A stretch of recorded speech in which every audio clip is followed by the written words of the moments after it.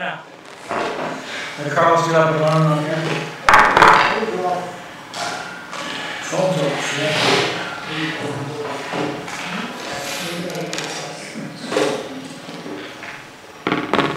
We're live. Live from Boca Raton. You tell them. It's Thursday night. Okay. I want to declare call the Division 3, United States Coast Guard Division 3 Board and Staff meeting to order on the January 17th meeting. I'm the Secretary. Madam Secretary, would you just call the roll? Yes. R. Sherman. Present. B. Robotsky. He's excused. J. Oliva. Present. William Butler. Tom Butler. Here. K. Sattler. Is anybody here for 3-2? No, they're not for the meeting. Is the VFC here? I hear you. Okay, not hear you. Okay. B. Freud. Right here. N. Byer. Present. L. Rutledge. T. Anderson here for Thomas here. Thank you. Okay. J. Barnes. here. M. Brody. Here. We have 4. Excellent. Pledge of Allegiance. John, one of these, pledge of allegiance, please. I pledge allegiance to the flag of the United States of America, to the republic for which it stands, one nation, under God, indivisible, with liberty and justice for all. Please remain standing for the invocation. This is a little different. I pray not only for our servicemen and women at home and abroad, and asking God to hold them in His hand and watch over them as they watch over us. I'm also asking to please give some guidance and leadership to our leaders in Washington to resolve this crisis so we can get these brave men and women in the Department of Homeland Security back to work and getting paid.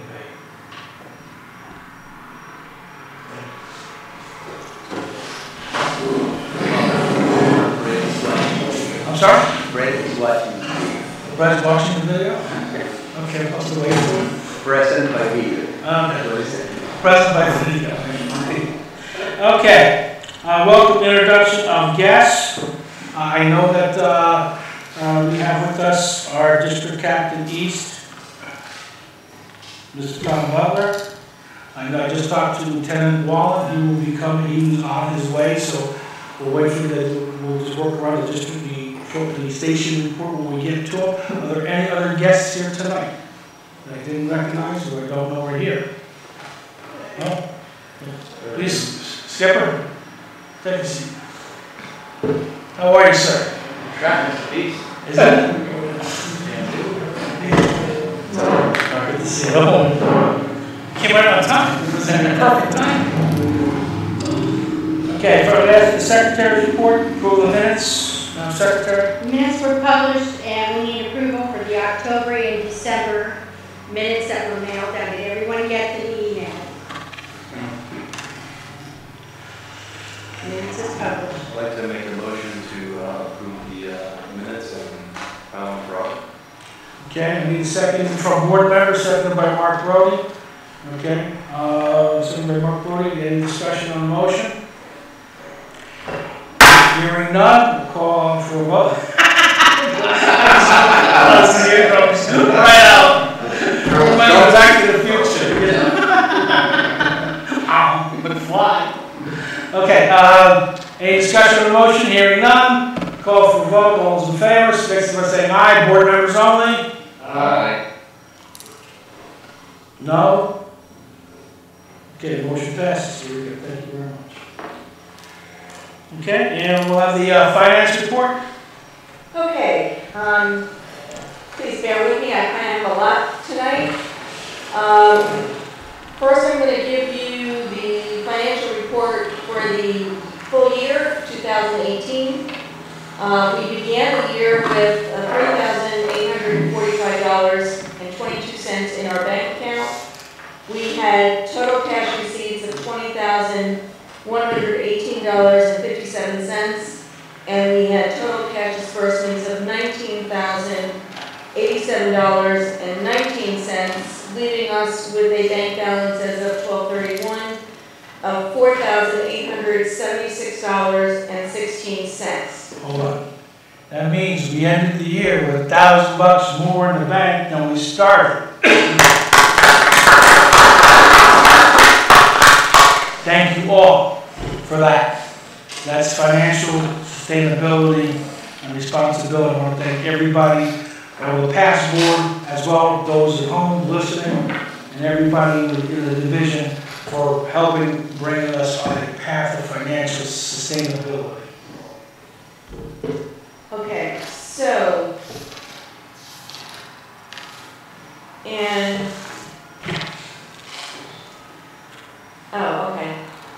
For January, from January 1st through yesterday, we had our beginning balance of $4,876.60. We had a total income of $230, and I wrote checks for change of watch refunds for $237.60, giving us an ending cash balance of $4,869. Now, I am also waiting on a check from the Marriott for $476.16.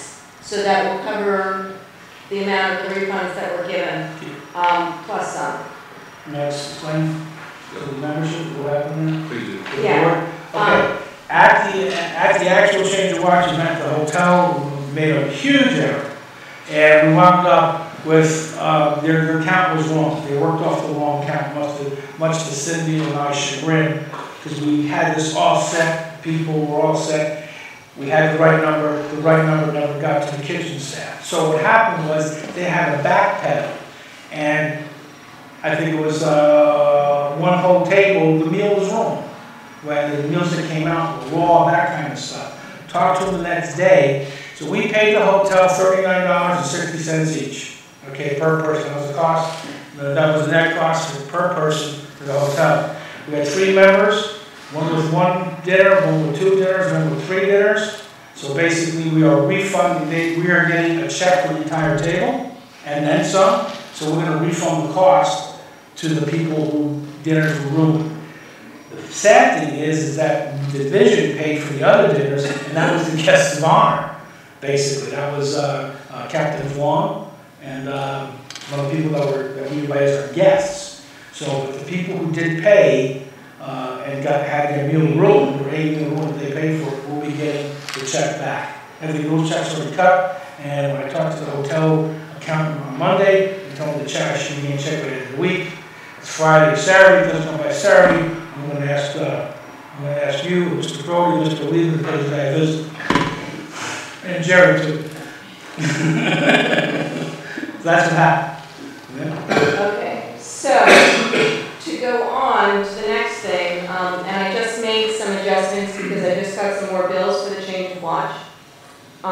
Basically, the change of watch income without the without the refund from Marriott was $4,393.92. The reason for that was the cost to Eventbrite for them to process the charges and also provide us with the meal with the meal choices, to give us the spreadsheet with all the meal choices.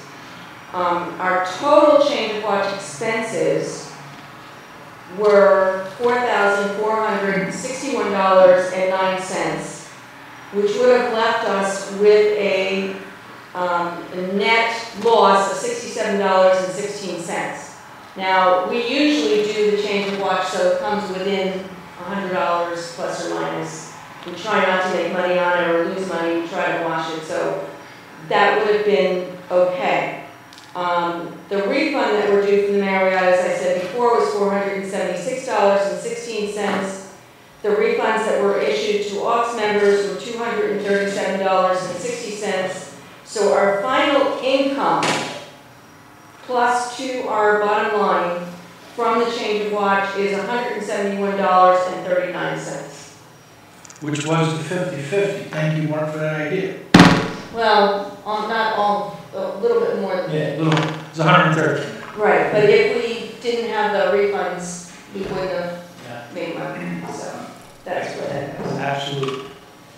Any questions about financial reports? If anybody wants to talk to the hotel accountant, I heard that his elbow is healing very nice. And he likes those little science kids. Do you want me to go into the proposed budget? No. And Okay. I will go into the proposed budget later on. Okay. Okay, the financial reports, We're gonna need a vote to accept them. A motion And then to once accept? it's approved, I will, formulate the 70-25 and send it on. need a motion from board member to approve the financial report? Motion to approve. Motion approved made by Mr. Brody, second. Second. Seconded by Mr. Oliva, I'll give him that one. Okay, open for discussion. Any discussion on the items as explained by Gail and myself? Any other discussion on it? Good job. Okay. Well, I really want to, I'll get the whole change of watch and clear on my report, but basically I really want to thank Cindy and Gail, who really did a yeoman job with that whole week. Okay, here in our discussion, those in favor of accepting the report and file for audit, signify by saying aye. Aye. Any opposed? Motion passes. Okay, now, Station Football Report, Lieutenant Wall. Good evening, everybody. Good evening. Happy New Year. Glad to be here. Sorry it was a little late. Apologize. First off, I just want to say a huge thank you from myself, the crew, everyone down to our newly reported DivThree that just got here today. The gift cards you guys gave and everyone donated to, we've passed them out to the crew. Everyone's got them, and there was much appreciation. We are actually getting other donations from the community and things like that. Some of the marine industry people are getting together to possibly put on a food drive for us next week and stuff like that. So the support from everyone has been outstanding, and we really appreciate it, especially from you guys. So it means a lot. You guys are one of the first ones to call and say, hey, what can we do? So thank you very much for everyone who organized and helped and donated. It truly does mean a lot to everyone, and it really goes a long way for those that, we've had 5 or 6 new non-race report in the last 2 months. So, they put down first month, last month, and they're getting ready to try to make this month turn, and they don't have any money. I remember when I was a non-rate, I was living off top ramen, and I was living on base, so I didn't have to pay rent. I couldn't imagine being in their shoes and having to pay rent in Fort Lauderdale. So, appreciate it, thank you, and, I can't say thank you enough. Moving on to operations, we are trying to get you guys back on the water. We've got some guidance from auxiliary and from Coast Guard as to what we can and can't do. Unfortunately, we can't jump into our clear channel as of yet. That's not an authorized activity or mission for you guys yet, but we can do some STAR standby and things like that. So we are going to, I'm working with Chief Graber and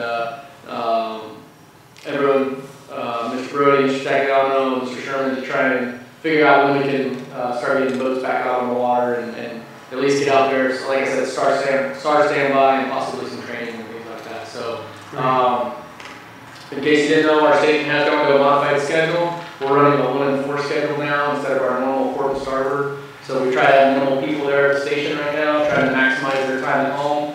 If they need to help out with child care or, be home for that. If this drags on further and further, people are going to look at getting second jobs and things like that. So we want to try and make them available as much as they can at home and not travel as much and things like that. So that's what we're trying to mitigate right now, trying to keep everyone motivated and happy and stuff like that. But minimal crews at the station, so that's where we're at right now. But again, thank you for all the thoughts, prayers, and donations. Much appreciated. And hopefully we'll see you guys on the water soon. Thank you very much. Okay, for the District 7 report, I was remiss. D. Captain Butler, also Andrew is here tonight. I'm going to ask her for a report, and I'm going to ask Myra for a report. So I'll start with Tom, D. Captain East. Good evening. I think I kind of met all of you with your elections. I'm Tom Butler. I'm from Flotilla 58. Just recently new to the job of district captain, so it's a learning experience. And, looking forward to getting to know all of you. Division 3 has been running hot the last year or so. Hopefully we can keep that going. So congratulations on that, and keep up the good work. I know we all got off to a slow start this year with the shutdown. Luckily somebody looked at the rules and regs, find out that we generally don't cost the Coast Guard anything, so they're letting us go out and do our primary jobs, at least the majority of them. As the Lieutenant said, operations on the water are not authorized yet. Watch standing, I believe, is for communications watch standing. I'm not sure, but it seems like I saw that watch standing and different things like that in AD, because it's a no-cost order type operation. So there's a lot of things that we can still do and keep us active. Some of the issues from the district level is really administrative, getting the year up and started, getting all divisions and flotillas and everything going in good shape. Staff waivers are kind of the biggest hiccup that's come out right now. There are several divisions, flotillas, that some of their staff officers and flotilla staff officers are in AP or an IQ status for various and sundry reasons. They cannot hold the office. They can't be appointed or elected until they're out of that category unless there's a waiver approved. And I provided Bob the outline of what it is, what the requirements for doing that. So in the meantime, if you have anybody in that situation, you need to submit Form 7006, I think, which is an officer status change, to remove them from that job in Ox data because they can't be there. If you want to appoint somebody interim, then that goes back in. You can reappoint somebody until and if the waiver is in place for whoever it is that you want back in there. So I know it's kind of a pain, but it's something we have to work through and work toward. Everbridge. How many like Everbridge? You like Everbridge? How many don't like Everbridge? Everbridge is a great tool. They modified it, upgraded it, made it better so it doesn't work as well, in my opinion. In that the lowest level that information comes down to is the division commander. Okay, the division commander is probably the right space, but sector usually puts out a lot of the information. And the tracking goes back to sector. The division commander has no way to track who's responded. Flotillas have no way to track who's responded. And the last couple of exercises, what happens is there's a phone call comes in about 15 or 20 minutes before the end of the exercise that, hey, you got 30% of your people haven't responded.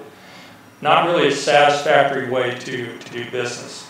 The District Commodore, Gary Barth, he and I have been talking, and we're looking at trying to get it set so the flotilla commanders have that ability to issue the emergency bulletins and track their membership. They're the ones who know who's in town, who's not out of town, who lives together that doesn't want 2 or 3 different notifications. All of that's done. We did it in Division 5 before they changed it, and it worked. It aided us in getting our response back much quicker than normally would have, and that we've been able to do. You still need calling trees, of course, but if we can get down and, I'll take it too much? No, go ahead, if getting on back down to where the flotillas can handle it, I think it will step up and move the process a little bit better.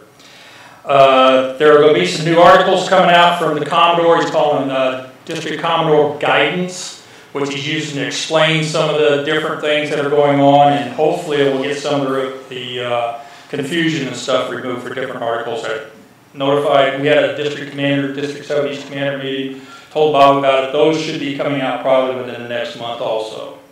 Everybody knows recruiting is the #1 goal from national on down. Gary has brought a recruiter, if you will, onto his staff to help come up with better methodologies and ways that we can bring new people into the auxiliary and retain them.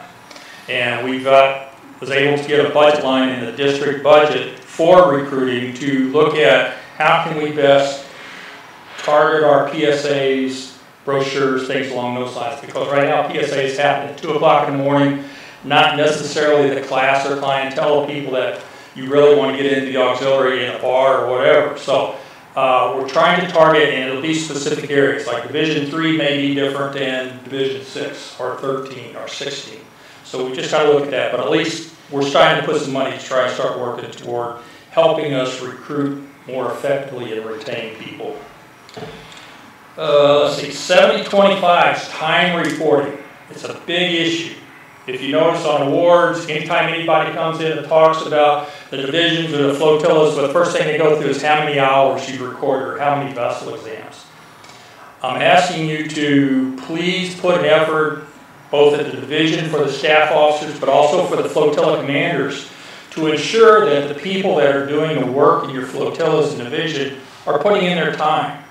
And you can do that by just going into AuxInfo and see what hours have been reported. And I know there's a month or so delay and the numbers will change daily, but you can see somebody, if they're working hard, doing a lot of VEs, but there's no hours in there, you need to help them and find out why. Train them on how to do that. That's a good topic for training your flotillas, is to how to fill out the 7025s and get them in, because that will make a big improvement for a lot of different things. Plus, it actually closer represents to what it is you're all doing. And with that, that's all I've got. Is there questions or anything I can answer for you? Go once, twice. Cheers. Thank you. Oh, anytime, anytime. Our AFC, Secretary Miami, Andrew Rutherford. I'm just going to. No, come on up here, Andrew. Come on up here. I haven't been to. Look, they got to hear you at home. Here, take the mic. I It's like Jimmy Fallon. Come on. No, don't touch it. Don't touch it. Don't touch the haven't mic. been to sector since December, so I'm real anxious to get back down there next week, next Tuesday for their. By the way, your raise was tonight, so I want you to know. My raise is Yeah, your tonight? raise is tonight. What am I, travel? Huh? We'll negotiate. We'll talk about that. I know that they're very appreciative also. Captain Dean has told me how much he appreciates the response of the auxiliary to all of the flotillas, all the stations in Sector Miami. And she just thinks that it's outstanding that people are so generous in donating what they're donating. We will start up the gap analysis again early this year so that we can follow up with what we did last year. If you aren't aware of what that is a projection on the part of each station commander of what type of auxiliary support they use at the station. And then we go into how many people are already doing that at the station, subtract that out, and that's the gap. So we try to fill in the gap, whatever personnel or support we can give the stations, that's what we do. So Mario already and all the stations will do the same thing. The awards process is still in the works. I know we've had record-breaking number of awards at our change of watch. That doesn't mean that awards stop. If there are people that you would like to recommend for awards, please get started on it. If you need some support, some starting points, pointers to websites where you can get some information, or even just some one-on-one help, give me a call, let me know.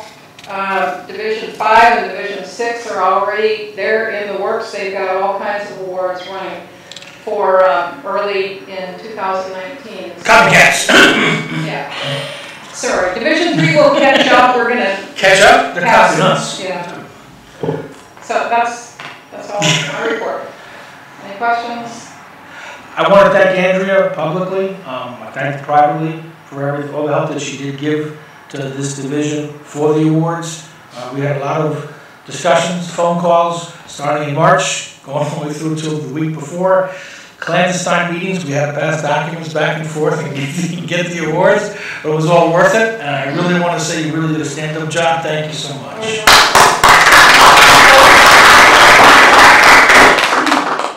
Mr. Stagnan. Yeah, I wanted to add my thanks for the generosity of the division. The last number I have was about $1,800 worth of gift cards. I think most of the public we did. I appreciate everybody stepping up and calling us and doing donations. I Everything else has been a bit quiet in the station. Talked to the chief, told me about the change of hours that people are working on. And, oh, you got some more? All right. Very good. There you go. We'll just give us a minute. And our next big thing, as Andrea mentioned, is the gap analysis. That's the end of my report. Thank you very much. Sure, go John, go ahead. Hey, sorry.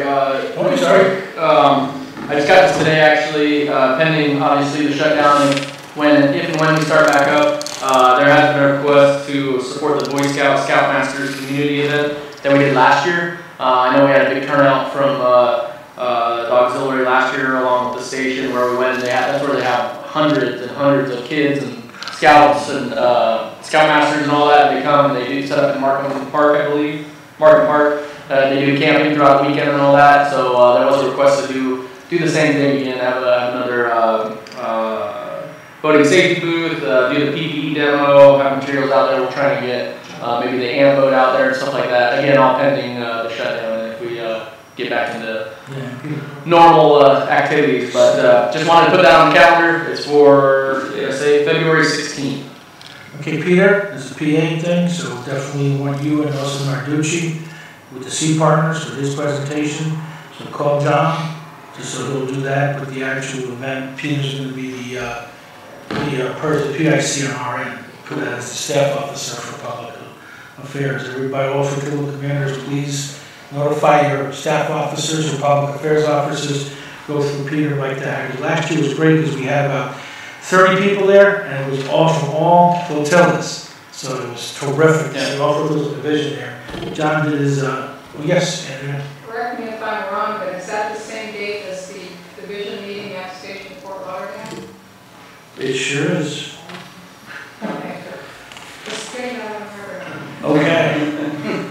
Well, Flotilla 39 might not be there until after the afternoon, but that's a conflict, yeah. Yeah. We'll work around it. Yeah, we'll see, and obviously it all depends. Mark's don't know, what do you mean? But yeah, appreciate it, any help, just want to get on the calendar. And I'll tell you guys the same thing I told my crew. You know, if you guys want to see this gone, stay until I get paid, so. It's the Rebel Power Stash. So see what happens, see how big it gets before it goes away. I like that. I like that. I said that would grow the beard until you win the World Series. That's right. I like that. All right, good. Thank you. Good. With that, we could bring up a bad date, because that is our next division meeting at 10:30. Flotilla 39 has their meeting at 9:30. Boy, that has to get off in the morning. So we'll talk about that in a second when we get to the. We'll talk about that in a second when we get to the meeting schedule. I don't know if we can change it or not. Go ahead. Yes. So what is this February 16th? We're back at Well, basically what it is every year the Boy Scouts have a big camporee at Markham Park. They have about between 4,000 and 6,000 scouts. They camp out over the weekend. They also have a lot of booths. We are with the Coast Guard side by side. Had about 6 booths next to the Army, Navy, and that kind of stuff too. And the active duty had with throwing the rescue bags, the heating lines, that kind of stuff. Right. And the helo came down about 1:30 or 2 o'clock. But we had Sea Partners booth going on early in the morning too. So I don't know if we're gonna move the division meeting. We'll discuss that when we get into the meeting schedule. What time does it start? That starts early in the morning, goes to about 5 o'clock. The peak hours is about 10 a.m. to 2 p.m. After that, it kind of drops off, right, Jeff? The big thing was when the halo came at 1 o'clock last year, 1:30, whatever. Everybody went over there. But basically, it's a good public affairs event, and John took the opportunity to see Partners thing. It's not like a parade or something like No, it's not a parade. It's a static display. Oh, static. Yes, Peter. So we set up early. Oh, yeah. Oh, they were out there. Jeff was with them. Jeff kind of headed up last year. What time did you get out? Somewhere between 7 and 8 o'clock. So, I will talk about the meeting date. Okay? Next. All right, thank you. Okay, first thing on the next agenda is the Michigan Command Report. Item for board discussion is the meeting schedule. So, what are we going to do next month? Now we have an event to do. I'll take ideas from everybody, from the board especially. Well, first let's get a motion on the board to approve it, and we'll leave the agenda and we'll make changes. Need a motion to approve the meeting schedule, I'd like to make a motion to approve the meeting schedule. made by Barnes, need a second? Someone on board? Need a second, just to discuss it, okay, second. Mike Byers, okay, now let's go for discussion. All right, so being that obviously when a division meeting happens, it's not constituting the entire division, so my thinking is we still have a division meeting and having the park staffed by, you know, FSO members from other. As long as I got that support, I 100% agree. I don't think it's necessarily a board function, it's a member function, and I 100% agree that we can give the support to that event.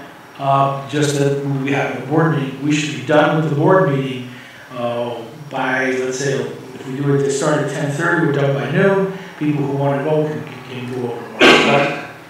Yes. Question, is there a big issue to have the board meeting at the event? I would not have a board meeting at that event. I wouldn't hold it. There's no place to hold it. There's no place to hold it, Carlos. Okay. No, there's no place to hold it. You know, this is a business meeting, and basically that's a big camper with thousands of scouts on it. So no, I wouldn't want to hold it.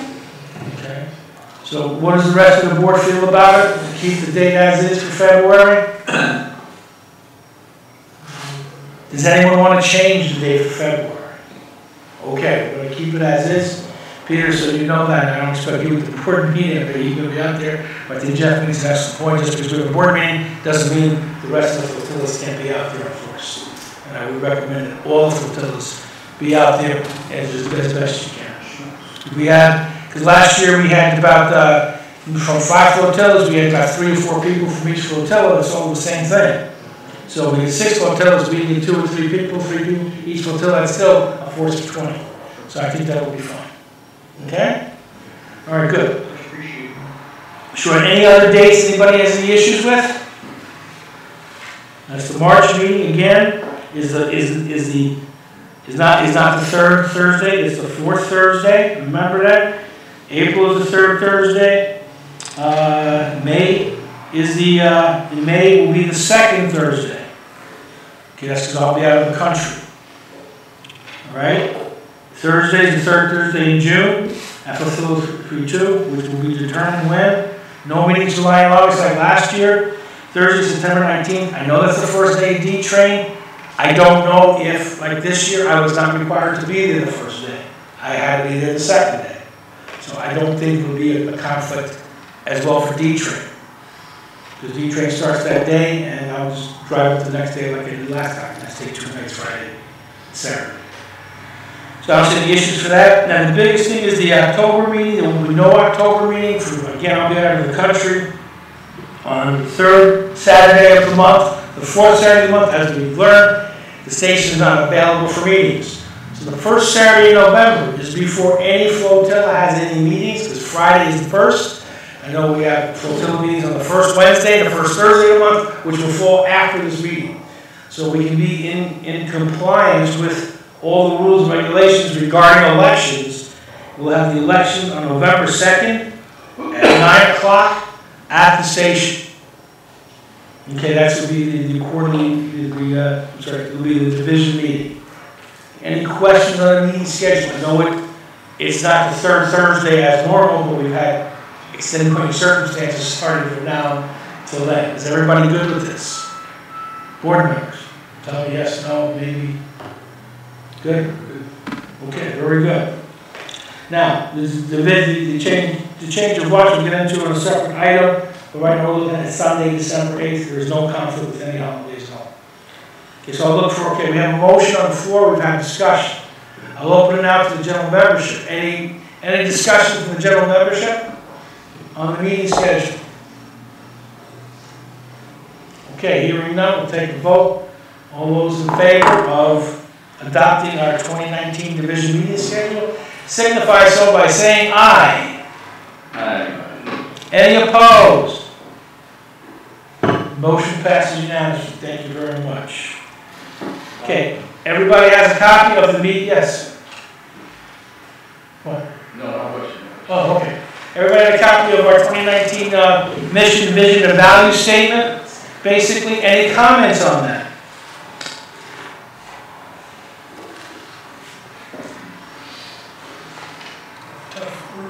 Okay, no, we went to, we basically did this last year too.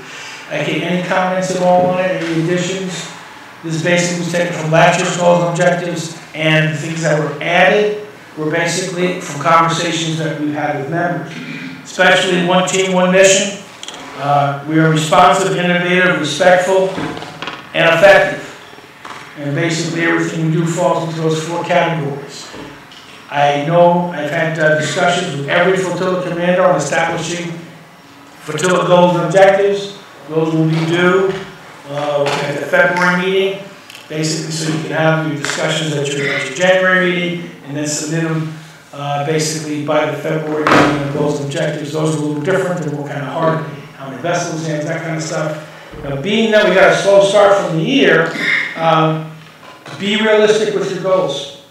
Be realistic with them. If you did, let's say you did 100 vessels last year, if you can do 100, fine. If you can do 110, fine. Don't put down 200 if you can't do it. You know, be realistic in the expectations. That's what I'm really saying. And again, we're looking at quality, not just quantity. All right. If I don't hear any questions on this, I'll ask for a motion to adopt. I'll ask for a motion to adopt the 2019 goals and objectives from the board. Nobody wants to adopt? Okay. Moved by Mr. Brody. Any second? Second. Seconded by Mr. Barnes. Gave the presentation. Now is there any discussion on it? No discussion on the motion? Members? No discussion? Okay. All those in favor of adopting 2019 division goals and objectives signify by saying aye. Aye. Any objections? Say nay. Motion passes. Thank you. Okay, the Standing Rules Committee is next. We have to get the standing rules in. I think that's March 1st. Standing rules are in. I did ask the district captain to provide me with the copy of the electronic addendum, which is a great addendum that need to be added to your standing rules as flotillas. And I'm going to appoint the committee in a second and recommend and make sure that they consider giving that to us at the next meeting so we can send it up the chain. That question? Sure. There's no requirement to modify standing rules. The last ones that are currently in effect are dated 2012, I think. There was an effort 2 years ago in 2017 where a lot of people went off and put them in and re-updated them, but they were never signed, never taken forward. So if you do your standing rules, make sure that you do get them submitted and get a direct signature on them. That's all I'm saying. No, that's good. That's good. I think we all need to update our standing rules, basically, and include that electronic, the electronic meeting language in there. I asked Mr. Butler, he provided to me, and I provided to all the flotilla commanders. Okay, so, yes. Okay, so regarding the standing rules and Flotilla or division? either way. Okay. Okay. So from what the standing rules say is that there's no amendments can be made to the standing rules. Oh, yes, you can. Well, it says in the black and white on the standing rules, you can't do that. I think the technical term though is an appendix to your standing rules for the Appendix, An appendix. not amendment. Okay. It's allowed. Okay. Whatever that's called is not. That's the technicality of it. Words. Appendix, yes, because they can be appended, not amended. Okay, so I encourage each flotilla to look at them and, like the captain said, please submit it through the chain of leadership for direct signature. Got to get them in by March 1st. Now, that would be attached to the amendment as far as like, the appendix would be attached to the. Right, exactly. Sent in all at once. Yeah, and just send it in that basically you can appoint a committee to it. You can even have the flotilla vote on it. That's up to you. If you want to do a committee and have people discuss it, if you want to just bring it to a flotilla meeting, you can do that. But once you do that, once you submit it, you have to sign it. It goes to me, I sign it, up the chain of leadership, so the Dirox can sign it. And that's basic. And basic standing rules are elections, the new electronic language that allows meetings to be held remotely if necessary without asking for permission. I was going to ask for permission last week to have an electronic meeting, that the workforce was changed. The rules changed on what we can and can't do. So basically, this would preclude that we could have an electronic meeting. Also, in the standing rules, you can change. Basically, you can change. You can be offended whether the flotilla commander wants to charge. Well, you have can extend up to $100, $200, $300, whatever it is, without getting approval. You can change those things. Okay, so so the document is a dynamic document, not just a document that's cast in stone. It gives every flotilla on an annual basis the opportunity to change or append it. Okay, now for the division standing rules change, I was going to ask people who are here tonight to be on it. One of them is, two of them are. The third one isn't. So I'm going to ask Mario to be on the standing rules committee. Okay. Basically, I'm going to ask Andrea to be on the standing rules committee for the division. Okay. And I was going to ask Glenn Wilshire to be on the committee for the division standing rules. And the only thing I wanted to really look at changing or pending was adding the electronic meeting and list of other things. So basically, I'll get together with you guys and let you know you have rules. And I sent them out, I sent the rules out and the electronic appendage too. So take a look at that. You can meet electronically or whatever, and I'll just get a memo out to you. Basically.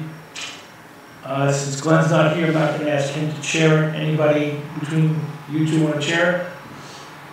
Marion, you want to chair it? Andy, you want to chair it? Andrew's so much better chair than I am. I'll chair. Before I appoint you, I'm going to volunteer. Thank you very much. Okay. That's the standing rules committee. They'll have to report back at our March meeting. Okay? Our February meeting on the standing rules for division. And we'll meet once electronically, I think will be fine. Myself, Brad if he wants to, and 3 people on the committee. Any flotilla commanders, and if you think you want to make any changes to the division standing rules, let us know.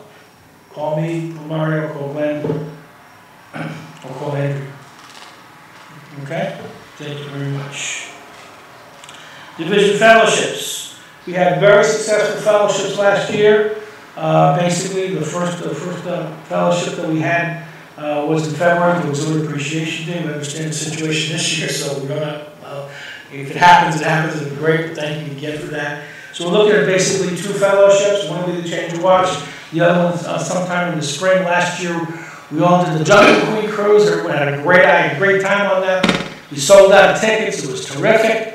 I didn't hear any complaints at all. I talked to Mario this week about it. He said, what do you think we should do this year? I said, that's up to, Mario can chair that committee.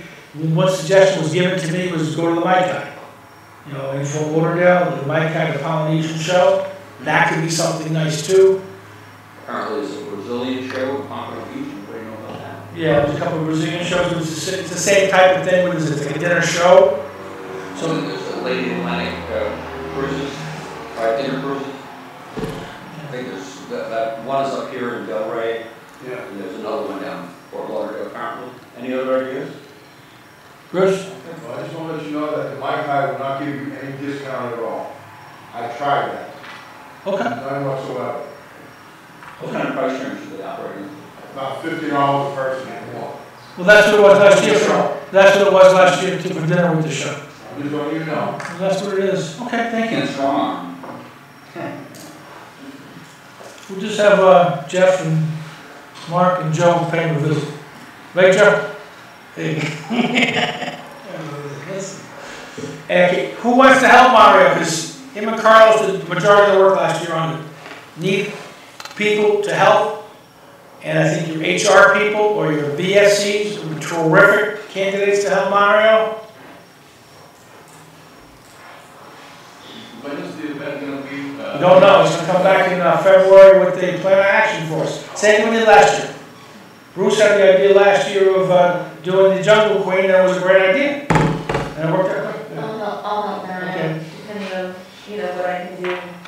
may not be here, but I can help you. Anybody else? I will not include it with Frank. Okay, you'll help, okay, good. I'll help out. Give it to Mario, he's tearing it up, he's the guy. So,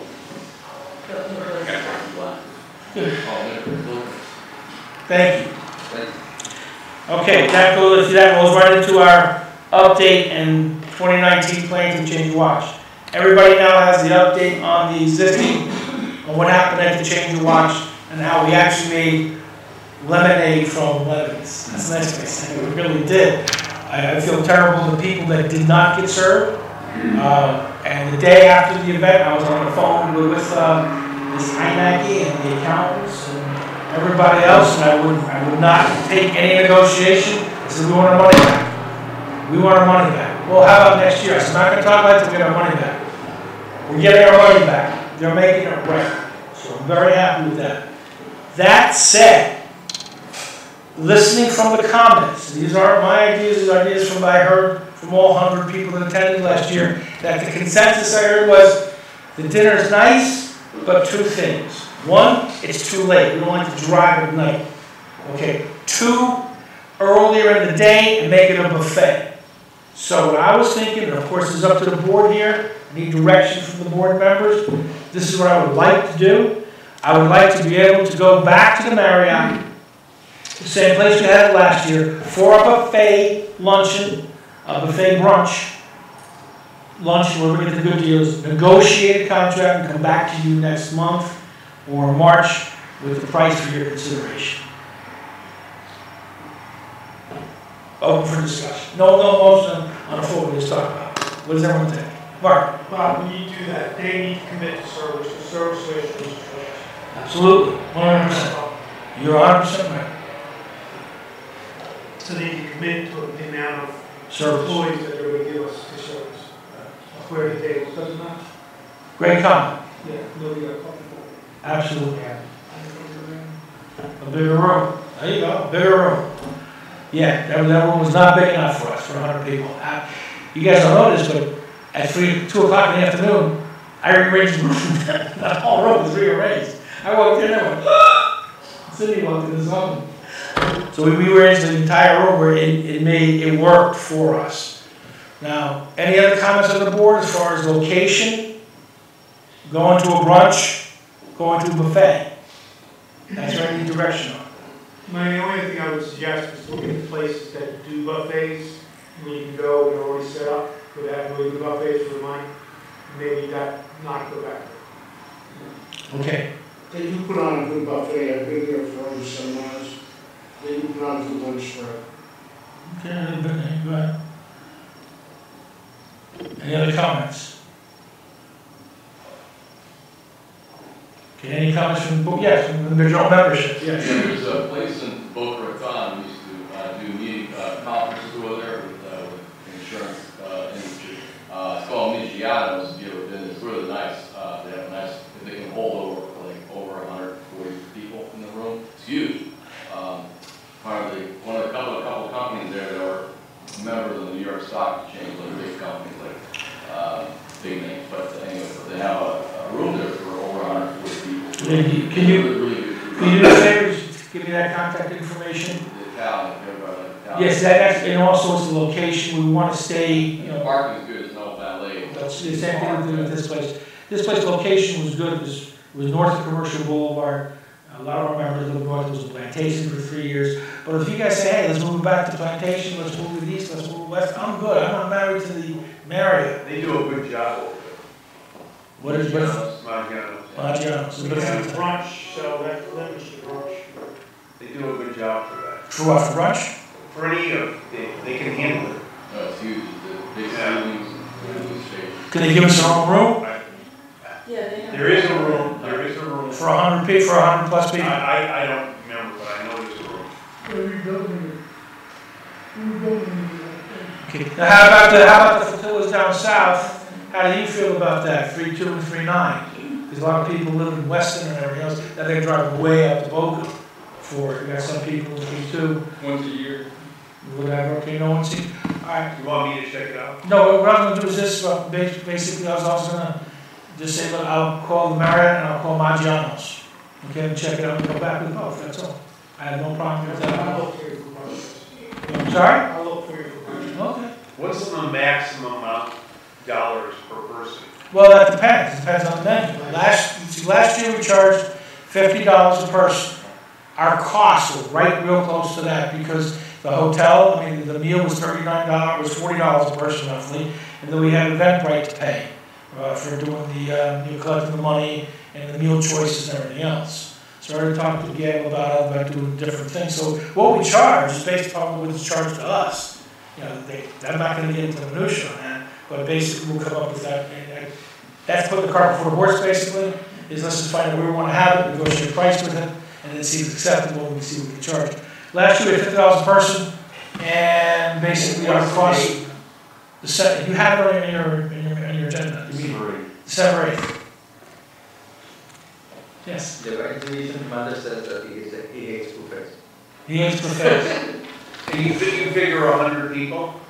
Or more. Because last year, 2 years ago, we had 67. 3 years ago, we had 68. This year, we broke 104 people, which was tremendous. And I'd like to see about 120 people. And if we do a brunch, that's a buffet, instead of a plate at night, maybe we get more people. That's the whole thing. So if we do over 100 people, I want to make sure we're in a place that can get 100 people. Can I make one comment? Sure. And that is, I told my wife that I would no longer have her come to the division change of watch only because it ran pretty long for someone who's not in and not a member. And so, you know, the awards, as great as they were, just kind of ran a little too long in the tooth. And for memberships, that's fine, but for spouses, I think they were like, all right, this is going to be over type of thing. So. Okay, absolutely, I agree, absolutely. That's a good problem to have. We got started late. We started the program late, but we did have over 80 awards to give out, and I was not going to skimp on the awards. We didn't do the swearing of the flotilla, of the other stuff, and we all knew that. But we got out of there at 9:30. We only got out of there at 20 minutes late. We were supposed to be over by 9 o'clock. 9:20 we were done. So it really didn't go over that long, but I do understand it. But if we have 70 awards, and you guys tell me, or let's all get a consensus, how you want to give out awards. The awards are fine, I think, just for, on the other one, your partner is, Yeah. you know, just kind of there looking at it at a time, and, you know, I'm just thinking. Well, then we could do that is decide not to give out some of the awards and have to change watch. But the whole idea is to change watch over here was a holiday party. So none of the flotillas would have their own holiday parties, which some flotillas had anyways. You know, did have some holiday parties on their own. And basically make one big holiday party. So that was also something we did too as a division last year. You know, I won't take a lot of time discussing it, it's after 8 o'clock already, but I need direction. No one's gonna say, I need direction from the board here. What is the direction? Well, I think what you had mentioned is you were going to check on those 2 places and we were going to hear back. I need more participation, guys. I really do. Need more participation in this. Please, because what happened is everybody. Well, the program itself, we could talk on a later date, but actually location and everything else, fine. But, you know, we had 80 awards to give out, and that was very important to do. And I did not want to be in a situation where which awards am I not giving out. I already got a lot of heat because a couple of people were forgotten or didn't get the awards. You gotta realize there's two ways on that. That's our paycheck. That's the recognition. You know, so maybe we can do it with a brunch, do it differently. I don't know. I don't know the answer to that question. It's a very valid question. Jerry. We can let commanders bring this up at their meetings, then come back with the deal. That's excellent. With the general public. That's good. We can. That's a great idea. So I think that'd be a good idea for you guys, for the flotilla commanders, bring it up at your flotilla meeting, so you have an idea of which way the flotilla wants to go for the change of watch next year. It's an excellent idea, Jerry. Thank you. That's great. All right. So I'm going to take this as a consensus. We're going to talk to the Marriott and Maggiano. And FCs will talk to them. And FCs will talk to the, yes. The There's another place if you wanted to go, it's really, really good, they have really good juicy red wines, unlimited all you can eat. It's called the Texas de Brazil, they can reserve a room there, I believe it's there. Yeah, they got several of them around. Creme brulees and all this kind of stuff, it's really, really good. And they have, the rooms are really big. Gulfstream or the one in Sunrise, either, the one in Gulfstream is much bigger, it's in Hallandale. Yeah, I'm familiar with both of them. Texas is really known. What, don't we set up a change of budget committee to come up with a brainstorm session and bring new ideas? I'm sorry? Bring new ideas on how to improve on the change of watch. Okay. So, forming a committee. I'll do that if we get the participation. But last year there was no participation, so I did it. I don't have a problem with that. But if we're going to do it, have a committee, have everybody meet, have everyone participate. Okay? So we're going to have a change. That means being able to go to the venue, being able to do this. Not that I can't make it and everything else. That's what happens. So if you want to change it up, that's fine. Tell me what you want to do. Want me to go to those two places? Fine. Then we can talk about the program later. That's fine. I just think the last change of watch we had was the most successful one ever. And it was the most successful one, and that's what more people complain about. Because first it was like, no one comes. Well, we almost doubled the attendance. We had to do something right. Think about that. We doubled the attendance. And we made money. We didn't lose a nickel. Okay, but when somebody wants to take it on themselves, how about it? I'm good with that. What I'm saying is, there's work. It's not just saying, well, do this, this, this. As you know, this is not, an event like this does not happen by itself. You have to be available and commit to time. Because I know between Cindy and I, how many hours did we commit on this last year? About 200 hours, all total. Jeff, Carlos was involved. So it's a lot of time. Not just do this, this, this, expect everyone else to do our job. So if you want a committee, Carlos, I have no problem, but there got to be a commitment with the committee. Especially if we change the watch. That's my comment. I think the brunch is a good idea that Jeff wrote, and having a drawer is a better idea. I'm sorry? I think the brunch that time Yeah. of day is a better idea. And, you know, I don't have a problem wherever it is, but I'd like to see a menu in writing and how much food they're going to give us for a brunch, because, you know, if they chintz on it, the last 10 people don't get to eat. Yeah, well, we'll make sure of that. That's not a problem to do. Absolutely. The plate of the meal was the problem to count. Right. That's what the problem was. Yes. I see a lot of overlapping with the social event that we're planning with and the change of watch. Maybe the same committee can work on both venues, and there's going to be more work, but it's going to be less than double the work. We're going to have to pass on that. Yeah. That's a little too much. I mean, I think what he's doing in April, I know how much time it took for him to do. And I know how much time to change the watch. I've done the past 4 changes of watches. Since what, 2015? 15, 16, 17, 18, yeah. So I know what it's like, I know what it is. But if someone else wants to do it, raise your hand. That's it. We're not to hotels, that way you get more people to Yeah, maybe volunteer. exactly. But I really think. That's such a good job. Thanks. Thank you so much, appreciate it. But I'm just saying, it's a lot of work, nothing is perfect, that event was not perfect, something's happened beyond our control, that those people did not have enough food. That's what it was. We had, our last event order was 105 people, we both had copies of it, the sales had copies of it, and we went to the kitchen, it was 94. That was the issue. It was their problem, their fault, they owned it, they're making it better. And the paperwork that they showed me at the table, they circled 94 people.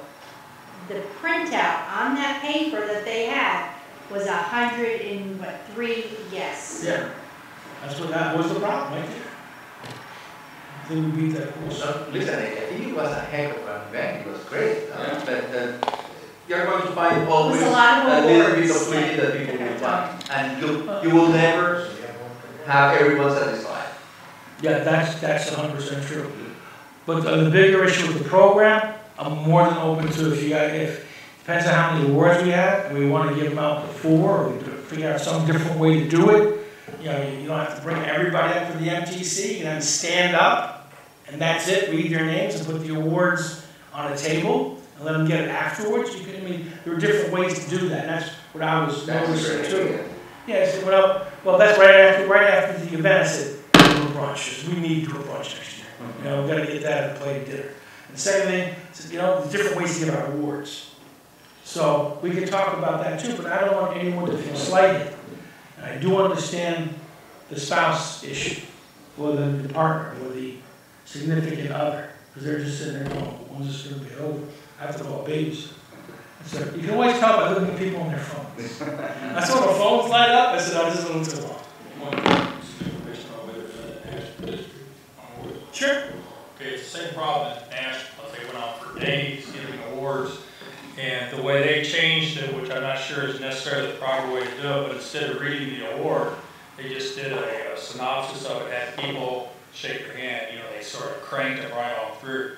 District and a couple other divisions, what is happening is that the division change of watch, that's where the flotilla commanders, you know, basically the board and the staff officers awarded things in the flotilla happen at the flotilla's change of watch or at their meetings when their membership is there, because you generally don't have all the flotilla membership at a change of watch. You might have a bigger audience to do those larger awards if you do it that way. But that's the way it's. Some others are doing that. Well, the original MTC for Hurricane Maria was supposed to be done at the October meeting, but we couldn't have the October meeting on the date. And then in other words, we already told everybody that it was going to be the fourth Saturday, and then we found we couldn't have it there. So I asked her, I said, when do you want to give it at the division meeting, or you want to with a change of watch? Because it was his babies to change watch. I said, okay. But I understand what you're saying. And some of those awards could be given out at division meetings. Some of those awards could be given out other times. Absolutely. I think there's ways around that problem. It's recognized. We hear you. So we can look at that. Okay. All right, so basically, we'll look at, can you email me the contact information there? Maggiano's? Yes. Okay, and Marriott, we'll take. And if it's not too much, I'm going to ask Cindy to help me on this. Just to get the next started. Not the program, just get the whole thing started. All right, good, thank you. All right. National Safe Boating Week is in May. It's around the corner. You got to get geared up for it. Peter is the PA thing. I'm going to ask you to head up National Safe Boating Week on behalf of the division activities. Now that's coordinating with all the flotillas. It's coordinating with the station, coordinating basically what activities we're going to have. Last year was kind of a washout because we had really terrible weather during the whole National Safe Boating Week. Rain, wind, that kind of stuff. Does anybody else want to help Peter on that? Any of the staff officers? I will let you. Okay, so Carlos, market operations, you want to help out with that? I'll work with the CO as far as doing what we did last year, trying to get boarding teams alongside with the vessels and the ramps. Terrific, thank you. All right, good. So that, you know what National Safe, yes, sir. What exactly is their activity? What do you have to do? Well, National Safe Boating Week is our big chance to shine. Basically, National Safe Boating Week is one of the biggest auxiliary events nationwide. Everything from wearing life jackets, wear it, to safe boating practices, public education classes, program visits, public affairs vessel exams. We call them blitzes, vessel exam blitzes, PA events. Also at the station, working with them with boarding teams, so we get more people. It's an education event. Why we need to do what we have to get the word out for safe boating. Are you familiar with National Safe Boating Week at all? Can we do like OxyContin, say like communication, something like that? You want to talk to Peter and the staff officer of communication is Ed Quintella, talk to him about it too. Okay, so want to get off task, but that's it. So if you come back in March with the plan, would that be okay? Give you 2 months to get up here? Would that be all right? 2 months, come back with a plan? And that way we have 2 months between that to actually execute that plan. All right, good, thank you very much. Okay, as we talked about, the 7025s are due when? Into where? Flotilla Commander, 7025s are due Yes. to me. Yes. Okay, no later.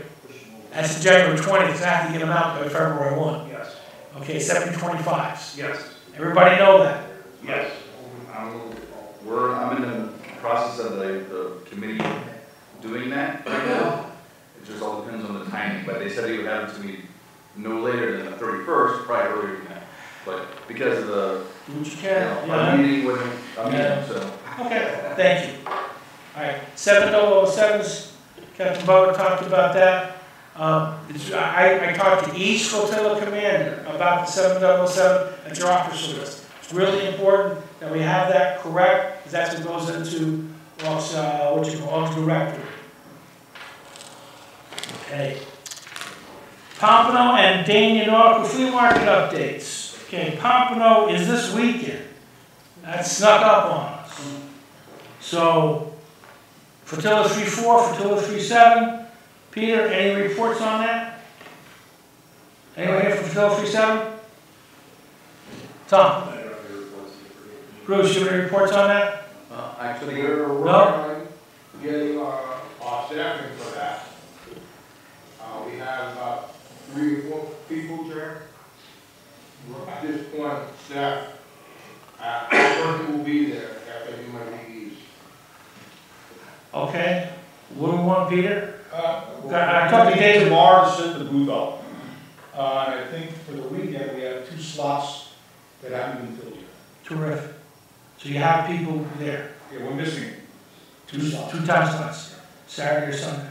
The last slot on Sunday, and one of the slots on Saturday. But we're gonna send that out. Yeah, because it snuck up on us, and I thought it was next weekend, I really did. So, Yeah, I thought it was next weekend, I said, oh my goodness, it's this weekend. Yeah, the following weekend, we have Unity in the community out there. I'm sorry? The following weekend, we have Unity in the community, Okay, also the same exact location. great. Okay, so as far as the flea market goes, I can tell you for field commanders, and please talk to your public affairs people, get it out. You know, I don't want to bog down me or anything else, whatever you guys need to do, go ahead and do it. And I wish we could help more, but we just got the okay to be active a week ago, and now it's next weekend, so I know we didn't have a lot of lead time on this at all. Daniel's next week? No, tomorrow. No, Saturday, Sunday. That's Pompano. Pompano. We're talking about Daniel, when's Daniel's? Day is in March. Okay. Talk about Pompano. For Pompano, right now we have 8 people signed up.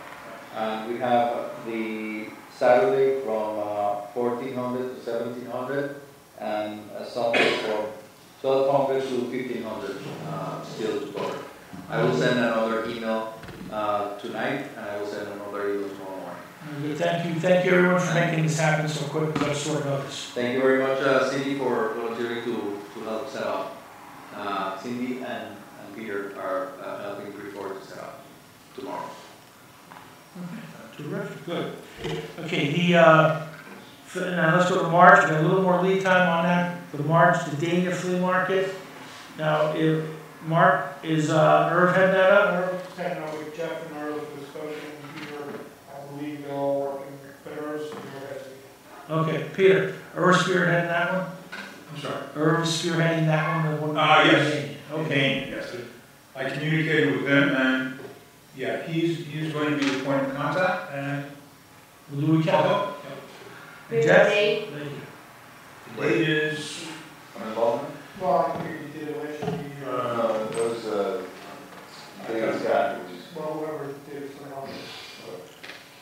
Hold on a second, look at the calendars out. I believe this would be March 15, 16, 17. Is that right? The middle?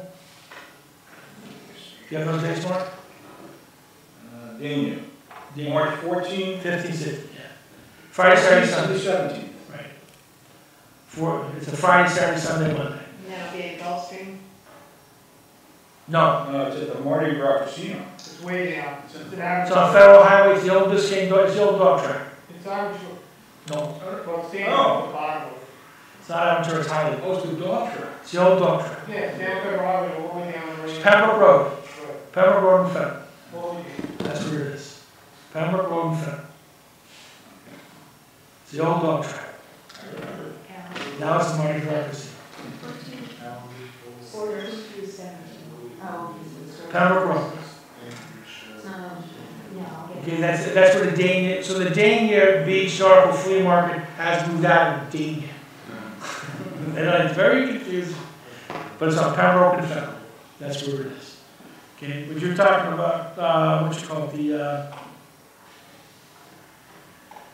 the track on Hallandale Gulfstream is Hallandale Beach Boulevard and Federal. So it's north of Gulfstream. Yeah. Yeah. Just north of that. The old Hollywood dog. The old dog track. Where it is? Old Put dog it by track. my grandmother's. Okay, very good. Okay, fertility dues, goals and objectives. Basically, we talked about fertility commanders about that. Again, I'd like to get those in. I know, let's just make it by the next meeting. Would that be okay? Everyone good with that? The next meeting? One more? The next meeting in February, we'll fertility goals and objectives in. And that's basically the hard, how many vessel exams, et cetera, that kind of stuff. The last thing I have, the 2019 dues update, basically is Gail gets the dues from district, and then she'll mail out the fertility commanders. Just so everybody knows where the money goes on dues is this. Everyone get the pencils out. Every member's dues, $24 goes to national. $9 goes to district. $10 goes to division. So if we do the math, it's $43. The first $43, okay, goes to the division. This is like a Tony Soprano type system here. Because then basically division keeps their $10 and then we send the rest up to district. District keeps their $9, the rest goes to national. Is that about right? There you go. So people say, what? Is the enforcement similar? Huh? The enforcement. Oh, well, I guess I'm not into that. But basically, so if you're charging $100, $100, or whatever it's $100, Fertila only keeps, how much? 50 cents. The rest, $43 goes. So if you're charging, when your members know about dues, just tell them. The biggest one that takes the biggest chunk is national, $24. Okay, of what gets sent up. So people need to know this. I just want to let everybody know what the due structure is. So when people, when you send the bills out to the other finance officers, they know what it is. Any questions on what the due structure is? Flotilla commanders should also realize that when you have new members that come in, they come in the first quarter, then we're going to be billed for that new member in April. So new members as they come in should be paying dues that are What was it equivalent to the whole year until we got to mid-year and then we prorated it? yeah, but they should be, either prorated, because it's prorated for first quarter, second quarter, or third quarter. Anyone that comes in the fourth quarter of the year, there's no charge for. But you should be aware that you will be getting dues bills for those new flotilla commanders. You will be getting dues bills each quarter, in addition to the dues bill that you'll get in February when I get the final numbers of who we're being charged for by national. Now, it could be coming out later this year because of the shutdown, I don't know. I asked Gail to make up a budget based on any questions on the dues. What's this enrollment, Bob? disenrollments were due on by December 15th. You can disenroll anytime up to December 15th. Well, the shutdown, and all talked about. No, I don't think the shutdown affects that at all. You have disenrollments processed at 735s. See what happens with it. Yeah, so the disenrollments are due December 15th. So it's a good practice, if you have disenrollments, do them throughout the year. Dues are due June 1st. So disenrollments usually come in bunches in November. But the dues are actually due like August 1st or September 1st. No, it wasn't 38, it was always June 1st. I think the way, you kind of look at the way dues operate, they work on fiscal year, the government fiscal year, so 1 September is your first quarter, starts your first quarter, so that means 1 September the next year is when your next set of dues. No, they're due June 1st, they're payable next year. But that's what I was told. I understand, but the dues that you paid in September this year, Yeah, for next year. this year, 2019, Right. it's a fiscal year that really goes on. So the fiscal year started in October 2018. No, it goes by calendar year. Okay, just, I would. No, yeah, it goes by calendar year. Okay, I've been in communication with the ATSO for. okay, just- I'll find where I have my records, and I'll send it to you. Okay. Yes. Disenrollments typically have to be done before DivThree starts. If you don't get them done by then they don't process it. Well, we got them all processed, I know, by Mario, we got them all processed by December 5th. You know, 3 I got them processed in December. It's really hard to get It's a because, combination of 3 months and the day we fire it. yeah. That's probably an issue. But the earlier you can get this enrollment done, the better off you are. And I think that's what you got done. If you have people who aren't coming to meetings, aren't going to join, and just, if you don't want to join, tell them. But what usually typically happens is it becomes a flotilla issue where in October, everyone's saying, well, I have people not paying, so we get the mass disenrollment. That happened with 3.2 last year, and that happened with 3.6 as well. And I know with 3.8, my first year at 15 minutes.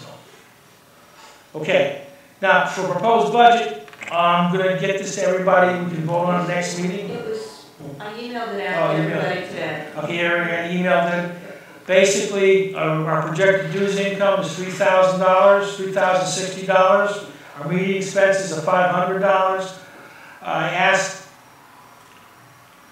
Gail to put in a new line on marketing for $500, which is going to be used, I'd like to see that used for recruiting purposes. And they could be simple as buying whistles for vessel exams, or someone that needs a whistle, you give them a whistle, say our division number, or whatever it is, pens, pencils, things to give out at the PA events, like refrigerator magnets, whatever you need, basically. So when we do the PA events, you will have materials to give out, other than the regular materials. You want to buy some cute little marketing materials, that'll be fine. Those little laser pointers, the flashlights, or the LEDs, whatever it is. So I'd like to put in a $500 line for that. Is everyone got it? Fellowship the same. The boat show the same at $530. Awards the same at $500. Expenses would be $2530, and basically the balance $530. And our estimated balance would be over $5,300. So that means we'll go in this year this year, plus adding in the dues, and we come out next year with at least $5,400. We're going into the year with $4,800, and I'm not saying we'll spend all that money, but we can spend up to that amount. Anything else, we go back to the board.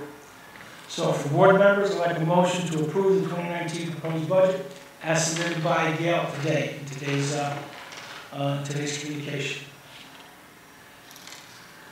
I'd like to make a motion to approve the budget submitted by Gail today. Need a motion, and need a second? Seconded by Mark.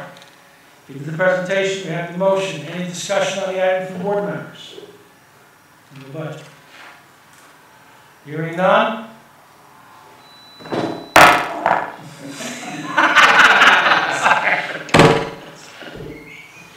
That's not how it is.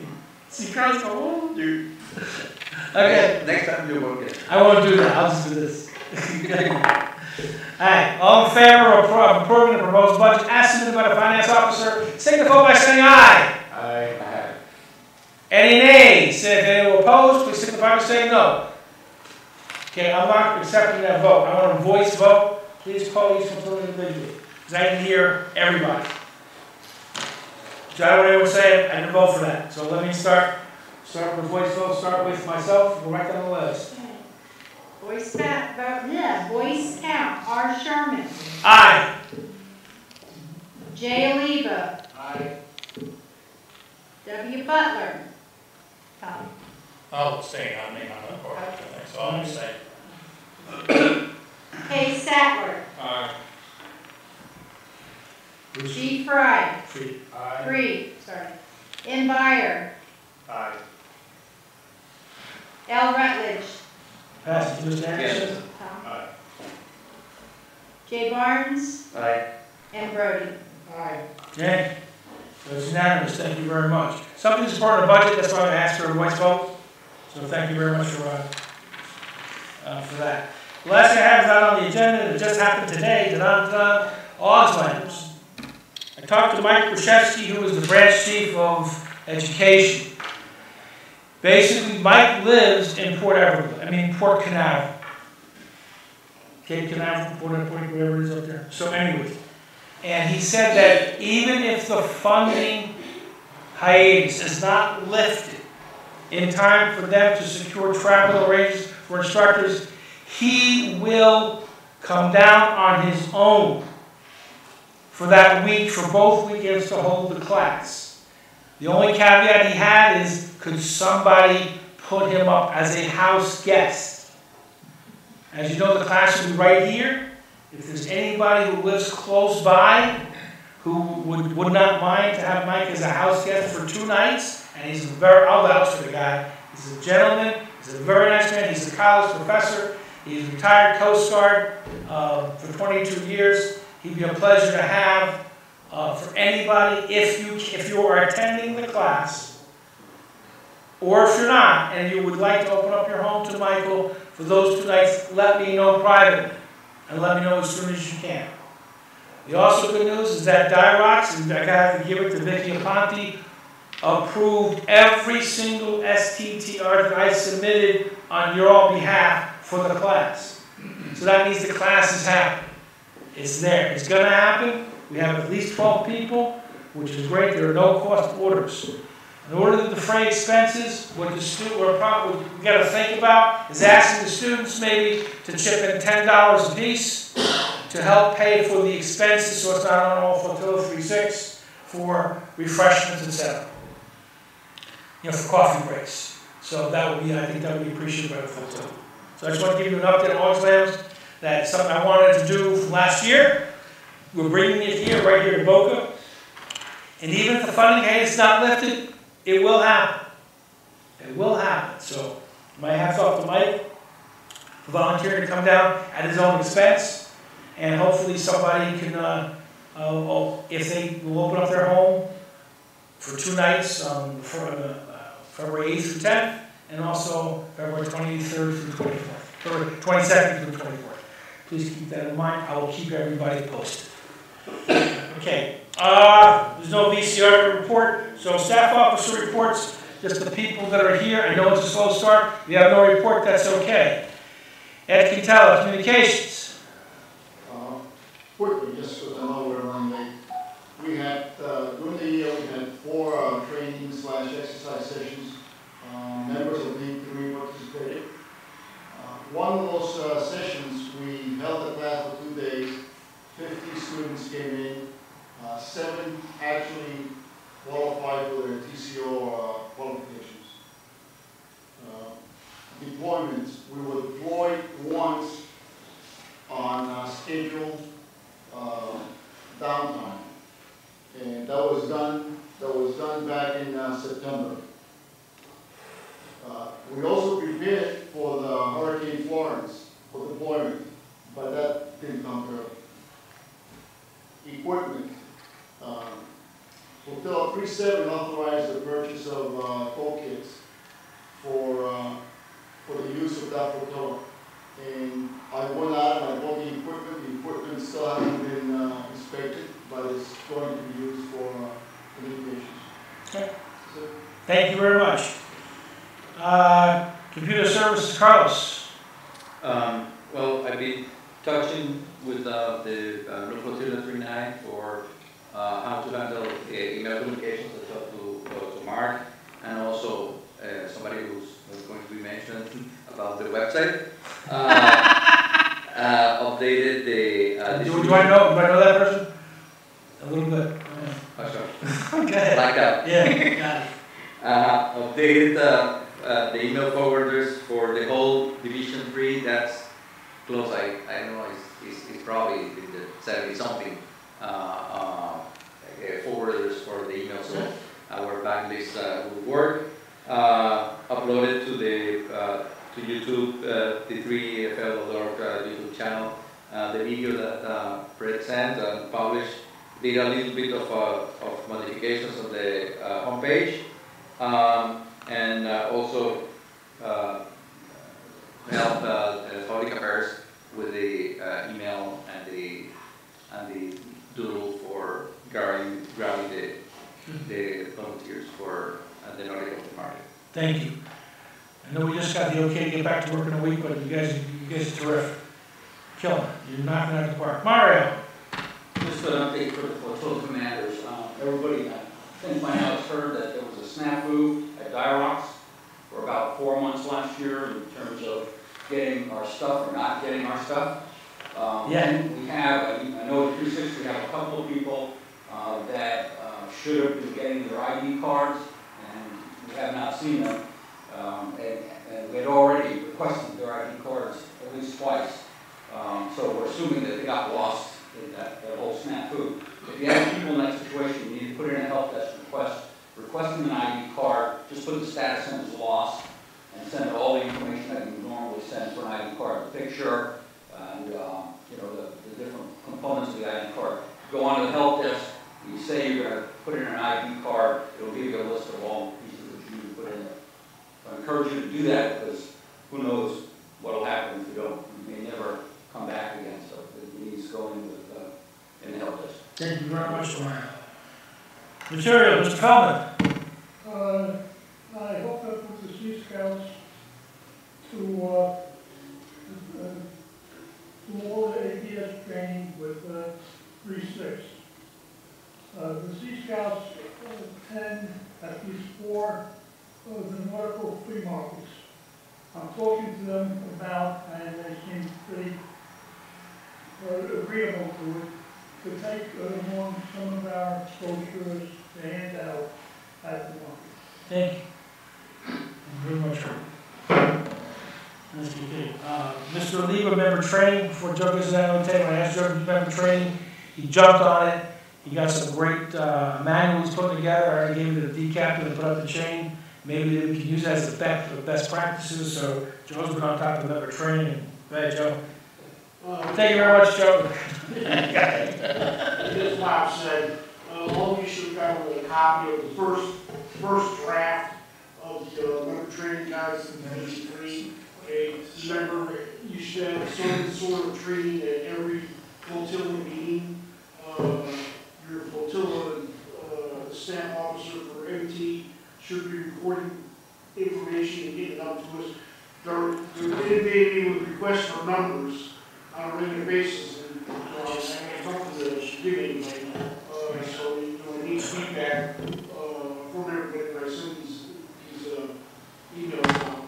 We started Oxcom class here at Total 3-6 for division Monday night. It runs Mondays through the 28th. The next class that we will be starting will be boat crew class. Okay, and that's kind of where we're at the moment. Thank you, Joe. Thank you, Joe. Operations. No report. Mr. Brody. Nothing. No report. You've got a lot to report. 0. Okay. All right. How about what happened in December? 0 report. Okay, there's no report. Okay. Mr. Page. Well, we've got the National Safe Boating Week on the books. And also I want to reach out to the flotilla commanders, and that if they need any help with PA, I'm available to help them out. That's what the division is for. We're one team, and I hope to be visiting each flotilla during the year. Thank you very much. Okay, those are all the staff. Did I miss any staff officers who are here? I don't think I did. Very good. DCAP has something to say about the mailing. Yeah, actually I'm surprised you watched anything about people in AD status and clearances and all that good stuff. But, I gotta pay them not to. okay. Well, I was gonna say there's not much I can do about that. They've got the, I can't remember the program now, C something, that they're doing the quick checks. That evidently is affected by the shutdown, so all that big pile of things that went in is sitting on somebody's desk right now, so that's kind of on hold.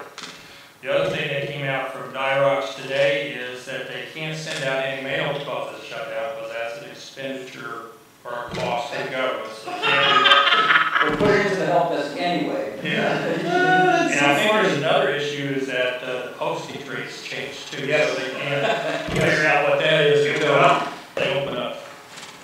New vetted members will be at AP status until their core training is completed.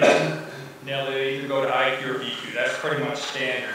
You may have heard rumors about AP status going away. Don't know, but there is talk about that. And then the question is, okay, well, where do you go? Are they going to do the other things? But anyway, so the core training has to be done along with BQ2 as getting done. And DDSLs, since nobody knows who they are, including the Commodore, we're trying to get a list out to everybody on that. That's it. Thank you. Is Mr. Barash here? No, Okay. All right, good, because we asked him to swear in tonight, but he's not able to. All right, very good. Thank you for your time and consideration, and I want to say something is that just for being started last week, you guys have done, men and women, have done a really good job. I look forward to a great 2019 once again. And yes, sir? Yes, I'm not a new member of the auxiliaries since September. But I already completed all my mandatory training and basic core training. Still in the IP though, initially qualified IQ. And my question is that I just completed my ICS, which is the Incident Command Systems. All of them very much. And I wonder if there's any kind of training that y'all do, some kind of drills with the Coast Guard where you kind of volunteer, kind of like kilo ops, but not quite, but it's kind of like, so if something God forbid happens, weather related or something, you know, always on a drill, like with the fire rescue. What flotilla are you in? 3-7. 3-7? Who's the operations officer in 3-7? Tom? I'm not sure. Who's your operations officer? I'm sorry? Lizette, the operator. That could be answered by your operations officer, but I would just go 2 doors down and talk, ask Mark Brody, he's the staff officer for operations. Well, we have a lot of programs, but it does require training. So the best thing you could do is talk to Joe, who was Joe's member training officer, to get you more in operations. He's the one to answer most of your questions, and you can talk to Mark about it as well. So I think Joe and Mark is here. 3-7. And I need all visitors that came, make sure you sign in, please. George Cozell is the FSO. George Cozell is your FSO operations. George Cozell. Cozell. Yes, so talk to George, talk to Joe, talk to Mark, and they can help. Yes, sir. Mr. Byers. What about our stickers? VE stickers was sent to each VE. No. I received a big package of 300 from the branch, the ADSO. Okay, what I would do is talk to George.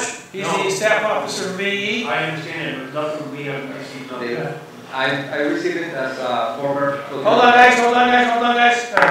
I received them as immediate task to the commander. Okay. I received them in December. Okay, Mario, did you? Mario, did you get it? Hold on. We did not get it. Wait, did you get any? Yes, Thank you very much. Okay. You guys can handle that until we'll adjourn the meeting. We'll talk about it. You guys can talk about that. We'll get it to go to George. Motion to adjourn. All in favor? And we're ahead of time. It's only 5 to 9. I'm not going to bang the gavel and blow his ears out. Again, thank you very much, everybody. Thank you for that. Wait a minute. Here's my stuff.